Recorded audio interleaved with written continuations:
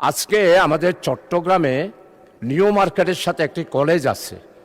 ওই কলেজে যেই নিউ মার্কেটে ৩৬শে জুলাই ২৯শে জুলাই একটা মহাসমাবেশে বৈষম্য বিরোধী ছাত্র আন্দোলনে যারা আক্রমণ করেছিল, আজকে তারাই, যাদের নাম লিস্টেড আছে ফেসবুকে ছবিগুলা দেখবেন, যারা নিউ মার্কেটে আক্রমণ করেছে তারাই আজকে সিটি কলেজে একটি ছাত্র সংগঠন, অর্থাৎ সেইখানে সাধারণ ছাত্রদের একটি সমাবেশে ওই সশস্ত্র সন্ত্রাসীরা আক্রমণ করে শুধু একটা পিকচারকে নিয়ে এবং একজনের পা কর্তন করে ফেলেছে মাননীয় স্পিকার।